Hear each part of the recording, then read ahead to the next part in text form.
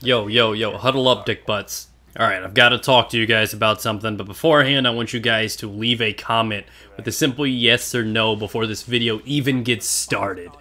Do you think pre-orders are a good thing?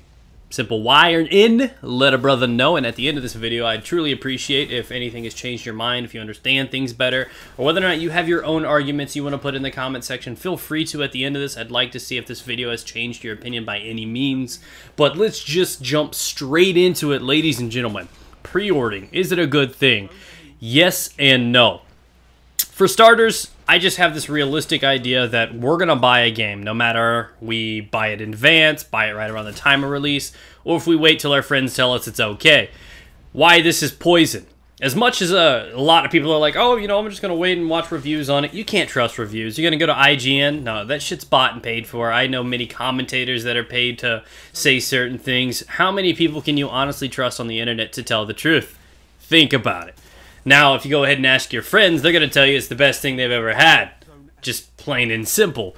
And the reason they do this is just because the adrenaline, the excitement is at a high. How many times have you watched a YouTuber, maybe playing a Call of Duty, for example, and, oh, in the first week, this is the best Call of Duty they've ever made. 1 month later, this game's fucking shit, I'm going to go back to the old game. That's kind of what happens. Unless you plan on waiting a month or two after the actual game is like in the market and you can actually gauge things properly, what's the point? I mean, you might as well pre-order, right? Now, this is what the problem is with most people, is that the consumers are victims in this. We are getting royally fucked. And I am telling you, we got a big old neon vacancy sign right above our buttholes. And these guys just don't mind slipping one in. Hell, they tag team it. And they don't give a shit about us, just like banks and other things do, because it's all about the money to them. And in the end, we're just victims to people like Activision and EA, and they just brutally take advantage of us. 50 Shades of EA. Yeah, that's right. I just went there. And they don't mess around. They want to, you know, abuse us with this kind of thing, and they can. They have the right to do this. You accept the terms, you read the EULAs and all that stuff, you want to play your game, and you're kind of stuck with it, you know what I mean? So, as much as these people are like, hey, you know, we need to fight the system, we need to stop pre-ordering, there is no way in fucking hell, heaven, or earth you're going to stop people from pre-ordering and playing these games. And the thing is the main argument is, when we pay and pre-order all these games, the developer gets the majority of the money, the publishers get the majority of the money, and they no longer really need to give a shit about the game. They don't need to patch anything at that point. They can start worrying about the next thing on the list to make more money, and that's just how the way things work now. I remember back in the day when people used to take time to prepare their games, when, you know, the worst glitch you would come across is being able to surf around Cinnabar Island or do a super jump on Ascension. You know, things were not released just really crappy at all. Nowadays, it's the norm. I'm afraid to pre-order any game, even if it's been faithful and just perfectly flawless released before, just because it's the norm now. So many games are being released unbalanced, maybe not even operating. And that's a scary thing now, and they get to do this while still charging us 50, 60 bucks for the base game, and then 50 bucks for a premium or something on top. This is what agitates the entire community, is because we know we're getting fucked over, but we still accept it anyways. And this comes back to whether or not pre-ordering is a thing, and I think we just do it because there's no way. The only way these people would listen to us and have anything to actually lose is if we could get millions of us to say, just, you know what, we're not going to buy this game until we know things are working out, we need to take a stand. But there's no amount of people that are going to do that. How many people do you know are actually going to not pre-order a game or buy a game early on in its life to play with their friends when the hype and the activity is actually there? I don't know anyone that actually cares that much enough to be like, you know what, I'm not playing for a month. Huh? Take that, DICE, you just lost $60. Yeah, that hurts when you just made $10 billion. Ooh, I own you.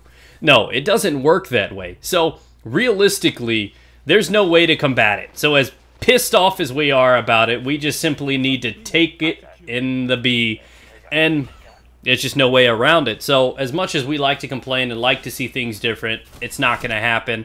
And what I do to help the tears at night is look at it this way. Me and my wife generally go out and see a movie, you know, a 3D movie at a nice restaurant and all that good stuff, a date night, dinner, and a movie. And that generally costs, what, a good 80, 100 bucks or so? I'm looking at that's pretty much what a game in premium costs, right? The difference here is the movie and the dinner, pretty much, what, 3 hours of fun and enjoyment, probably get a dick suck at the end of the night. That's great. Where a $60 game is going to give you, if you're talking just a campaign-based game, you're talking 16-ish, 17 hours or so in a game. And if you're talking about multiplayer games, you can easily get a good 100 hours into the game before it gets stale or frustrating or anything. So if you're looking at it, we're really kind of bitching about 50 cents per hour of fun, and that's kind of absurd, to be honest, and that's just how I feel on that topic. So again, it's not what it used to be. We're not getting a whole lot of bang for our buck now, and that's what's upsetting us. Not to mention $120 for a game and all of its DLC is very, very hard to come by for many Americans, many people around the world, especially some other countries that actually pay a higher premium on that. And that's a scary thing for most people because they know they're going to keep doing this and keep abusing it because lots of these games like Call of Duty paved the way. They released shitty title after shitty title for years. And what happened? People started actually buying more of the game because more friends play and just word of mouth, and that's just what it is, the thing to do.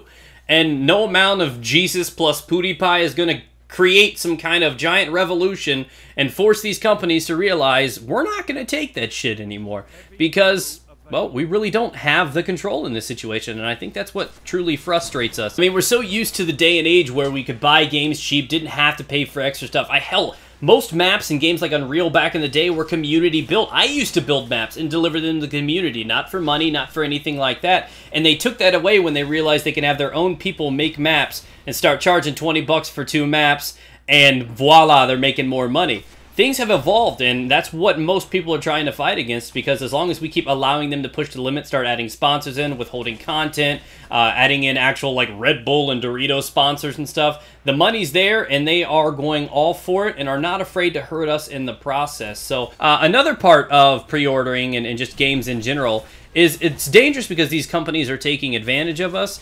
The free-to-play models in games nowadays are far more scarier than, you know, a $60 game and a $50 premium or something.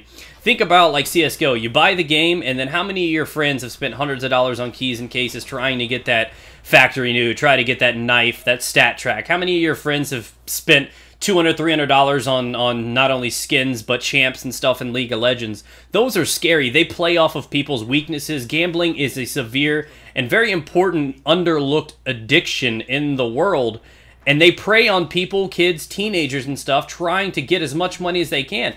They lure you in with the free part, and then they just steal your wallet, man. Like, I don't even care. So that's how I feel. At the end of the day, pre-ordering is not really a good thing in my honest opinion, but there's no really like safe way around it. You can try to rebel as much as you want. In the end, you're still probably going to cave. You're either going to buy the game or you're not going to buy the game. So whether or not you buy the game in advance or you buy it a month after, it's really not going to change anything. You might as well buy it early on in the life cycle so there's more activity and player servers are full, so on and so forth. But hey, that's my opinion. Again, I want to hear you guys. I want to know what you guys think down below. By the way, that, you know, things are changing with these content and the premiums and the DLCs that are being forced to be paid for. Is pre-order a safe thing? Is it giving them too much power, too much control, and allowing them to be lazy with following through and balancing games? Let me know your opinions down below, guys. Have a great night. Follow up, please. Be sure to leave a like on the video if you enjoyed the video. And be respectful to other people in the comments, too. Feel free to leave your arguments, too. Just don't be mean to other people. Abuse me all you want. I mean, I'm stretched to shit from EA and Activision, so come at me, bro. Have a great night, guys.